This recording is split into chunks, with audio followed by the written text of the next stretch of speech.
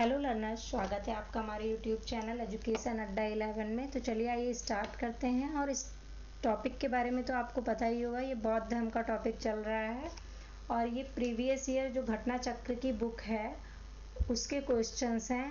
और इस टॉपिक से लगभग 120 क्वेश्चन आए हुए हैं और डेली 10 to 15 क्वेश्चन 15-20 क्वेश्चन हो जाते हैं। और अगर आपको ये सीरीज़ अच्छी लग रही हो तो लाइक और सब्सक्राइब करिएगा। और हाँ, इसकी पीडीएफ चाहिए तो आप एजुकेशन अड्डा 11 बाय दीपिका मैम के नाम से टेलीग्राम पे चैनल है, वहाँ पे जाके आपको पीडीएफ मिल जाएगी। तो चलिए आइए स्टार्ट करते हैं।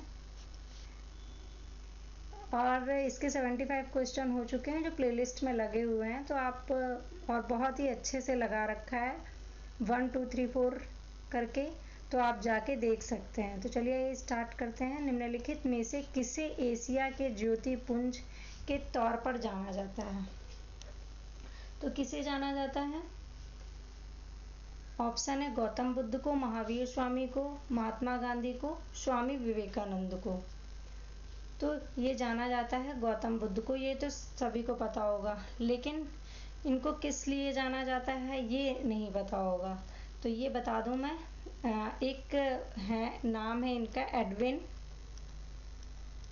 Edwin Arnold. इन्होंने जो है द लाइट ऑफ एशिया के नाम से बुक लिखी थी एडविन अर्नाल्ड ने, तभी से इनको एशिया का ज्योतिपुंज जो है गौतम बुद्ध को कहा जाता है। तो ए ऑप्शन जो है इसका सही हो जाएगा। आइए नेक्स्ट क्वेश्चन पे चलते हैं। नेक्स्ट क्वेश्चन क्या है? निम्नलिखित में से किसे एशिया का ज्योतिपुंज कहा जाता है? तो फिर से वही क्वेश्चन हुआ, ये उत्तराखंड पीसीएस में आया हुआ प्रीलिम्स 2011 का क्वेश्चन है और ये यूपी पीसीएस मेंस में आया हुआ है, तो रिपीट हुआ है, इंपॉर्टेंट क्वेश्चन है। तो गौतम बुद्ध है। आइए नेक्स्ट स्लाइड पे चलते हैं।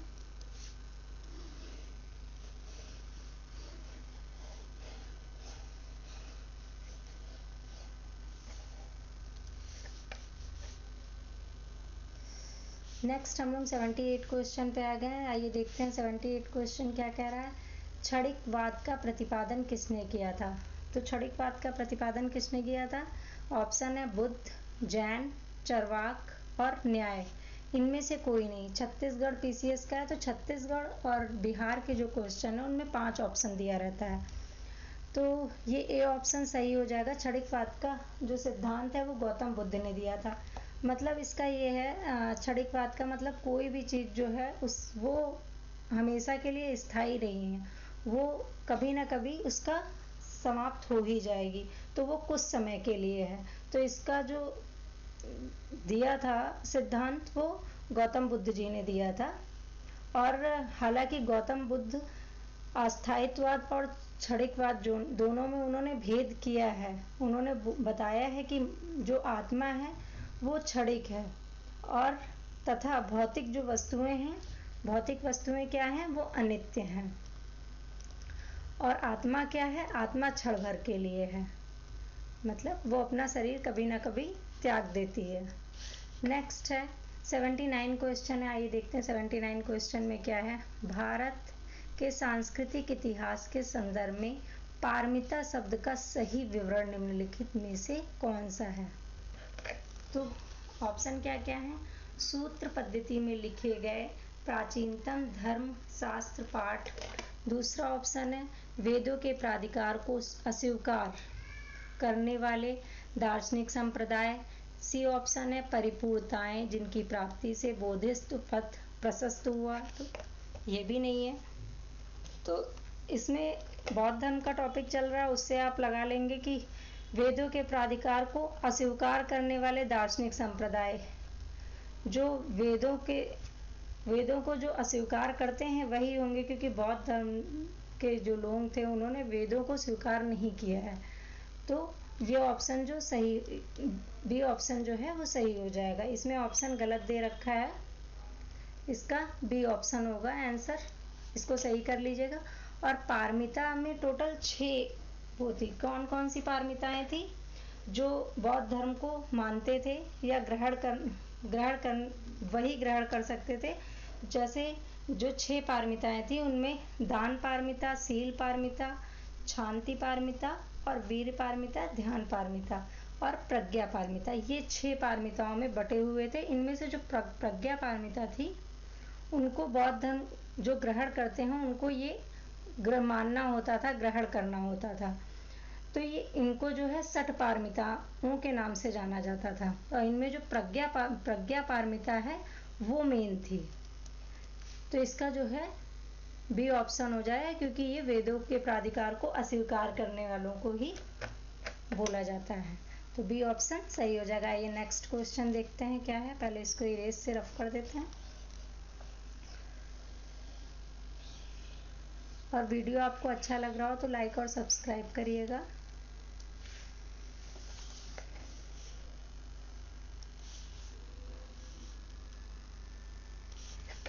अब 80 क्वेश्चन पे हैं। 1 मिनट पेन। 80 क्वेश्चन आइए देखते हैं क्या कह रहा है। सर एडविन एर्नाल्ड की पुस्तक द लाइट ऑफ एशिया, अभी मैंने बताया था, आधारित है, किस पे आधारित है? दिव्या वरदान पर, बी क्या है, ललित विस्तार पर, या अभिधम्म पिटक पर, किस पे है? इसको सेट करना है। 1 मिनट पहले सेट कर देते हैं।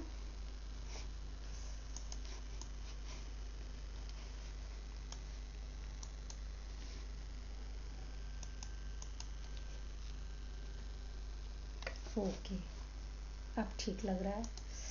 चलिए, तो सर एडविन एर्नाल्ड द पुस्तक द लाइट ऑफ एशिया किस पर आधारित है?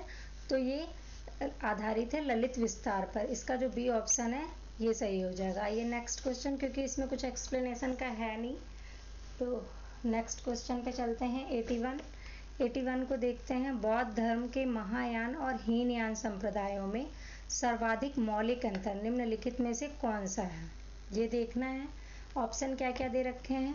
अहिंसा पर बल, जाति रहित समाज, देवी देवताओं की पूजा और स्तूप पूजा। तो देखिए ऑप्शन तो सी सही हो जाएगा, लेकिन हीनयान और महायान में जो मौलिक अंतर है वो यही है कि जो महायान के लोग हैं उन्होंने देवी देवताओं की पूजा को महत्व दिया, और जो हीनयान के लोग हैं उन्होंने जो है वो केवल गौतम बुद्ध को एक महापुरुष मानते थे, और जो ये महायान के लोग हैं वो देवता के रूप में मानते थे। इसलिए देवी देवताओं की पूजा जो है, ये ऑप्शन सी ऑप्शन जो है ये सही हो जाएगा।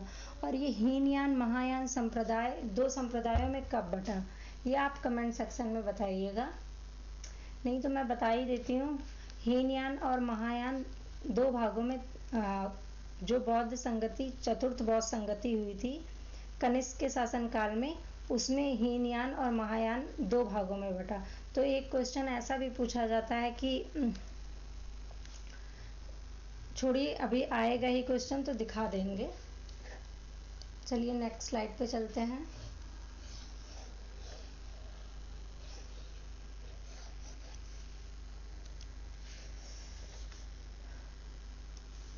नेक्स्ट स्लाइड है 82 क्वेश्चन। 82 क्वेश्चन है, गौतम बुद्ध को एक देवता का स्थान किस राजा के युग में प्राप्त हुआ? तो अभी मैंने बताया था कि जो चतुर्थ बौद्ध संगति हुई थी कनिष्क के शासनकाल में, तो बी ऑप्शन जो है ये सही हो जाएगा। ठीक है, अभी मैंने पहले बता भी चुकी हूँ कि कनिष्क के काल में जो चतुर्थ बौद्ध संगति थी, क्योंकि कभी आपसे ये भी पूछा जाता है गौतम बुद्ध की कौन संगति थी जिसमें जो है उनको देवता के रूप में पूजा गया, तो कौन सी? चतुर्थ संगति थी, और कनिष्क के शासनकाल में हुई थी। नेक्स्ट 83 क्वेश्चन है, भारत में पहले जिस मानव प्रतिमाओं को पूजा गया वह थी, कौन सी थी? फिर से उसी घुमा के पूछा है। कौन कौन से ऑप्शन है? ब्रह्मा की, बुद्ध की, विष्णु की, शिव की। तो किसकी प्रतिमा पूजी गई थी सबसे पहले? बुद्ध की। सी ऑप्शन जो है वो सही हो जाएगा। और ये देखिए राजस्थान प्रीलिम्स में आया हुआ 2010 में क्वेश्चन है। आइए नेक्स्ट स्लाइड पे चलते हैं।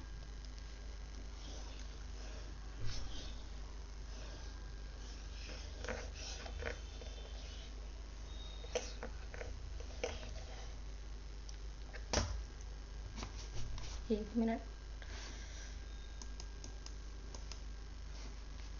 84 क्वेश्चन पे अब हम लोग आ गए हैं। 84 देखते हैं क्या कह रहा है। 84 क्वेश्चन है, देश में निम्न में से किसने मूर्ति पूजा की नींव रखी। फिर से वही क्वेश्चन है, जैन धर्म ने, बौद्ध धर्म ने, आजीविकों ने या वैदिक धर्म ने। देखिए मैं करा सारे रही हूँ क्योंकि फिर यही होगा कि ये क्वेश्चन छोड़ दिया, इसलिए मैं सारे, क्योंकि कुछ क्वेश्चन जो है रिपीटेड हैं, लेकिन फिर भी मैंने डाल दिया है कि ये ना हो कि अगर ये इसमें है बिल्कुल ही सेम है तो भले चेंज ना मतलब रखूँ, नहीं तो मैं सारे करा रही हूँ। तो इसका जो है बी ऑप्शन जो है वो सही हो जाएगा। और ये लोअर पीसीएस सबऑर्डिनेट 2008 में आया हुआ क्वेश्चन है। नेक्स्ट है, गंधार शैली की मूर्ति कला में बुद्ध के सारनाथ में हुए प्रथम धर्मोपदेश के संबंध प्रवचन की मुद्रा का नाम क्या है। ठीक है, ऑप्शन क्या क्या है, अभय, धर्मचक्र, ध्यान, भूमि स्पर्श। तो देखिए जो धर्मचक्र वाला है उसको जो है गंधार शैली में बनी हुई है और इनकी कई मूर्तियां हैं गंधार शैली में। जैसे एक धर्मचक्र मुद्रा में तो आपने देख ही लिया, बाकी ध्यान मुद्रा में भी है, क्योंकि लिख दे रहे हैं, क्योंकि नेक्स्ट ध्यान मुद्रा, अभय मुद्रा,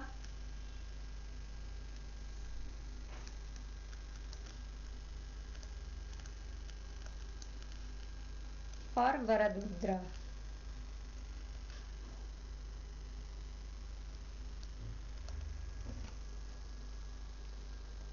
वरद मुद्रा ये सभी जो हैं वो गंधार शैली की में ही है, लेकिन इसमें पूछा है प्रथम धर्मोपदेश। क्वेश्चन को देखिए पूछा क्या है, तो इसलिए धर्मचक्र, क्योंकि जब इन्होंने प्रथम उपदेश दिया था तभी धर्मचक्र प्रवर्तन उसमें बोला गया था, तो इसलिए जो है इस उसके अकॉर्डिंग जो है सी ऑप्शन जो है सही हो जाएगा। बाकी ये अभय मुद्रा, ध्यान मुद्रा, ये भूमि स्पर्शा को छोड़ के ये सभी गंधार शैली में है। आइए नेक्स्ट क्वेश्चन पे चलते हैं।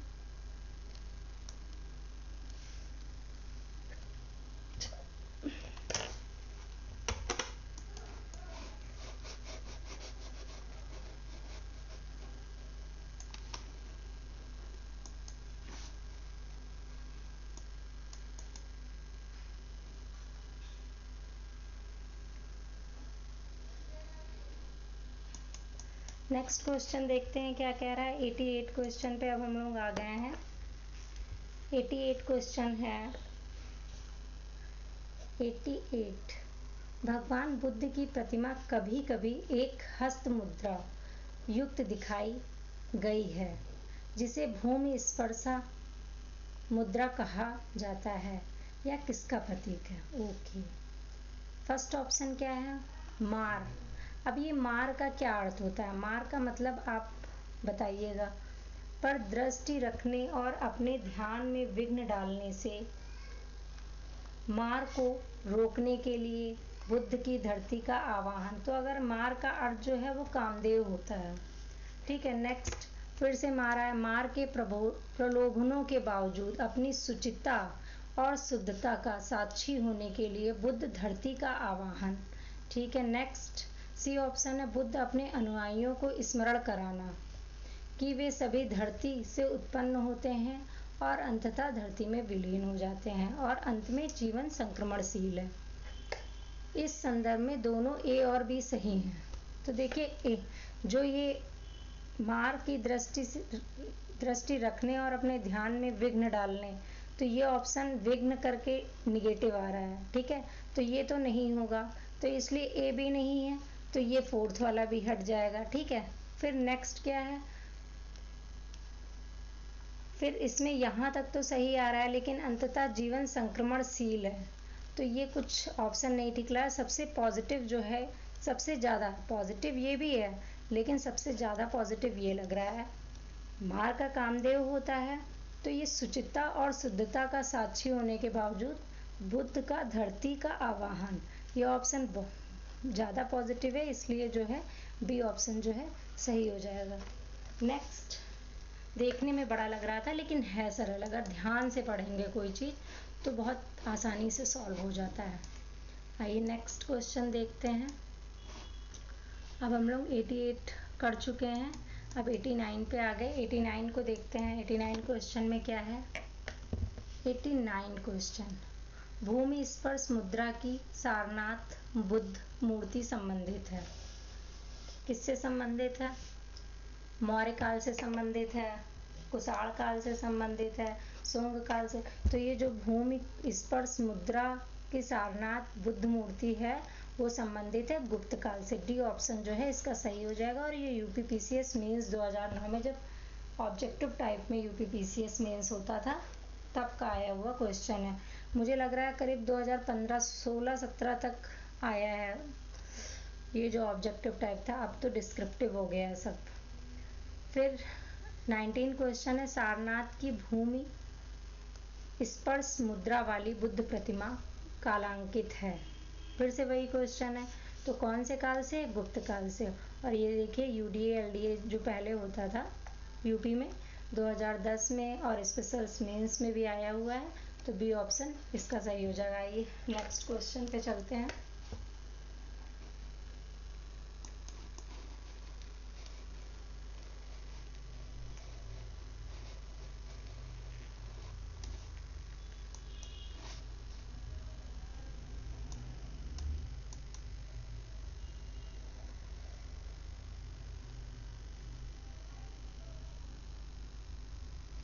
चलिए आज के लिए इतना ही रखते हैं। और अगर आपको एक्सप्लेनेशन अच्छा लगे या कोई नहीं समझ में आ रहा है कहीं, तो कमेंट सेक्शन में ज़रूर बताइएगा। कुछ एरर है कुछ भी तो आप बिल्कुल कमेंट सेक्शन में बिल्कुल बताइएगा। Thank you so much. आज के लिए इतना ही रखते हैं। Thanks for watching my video.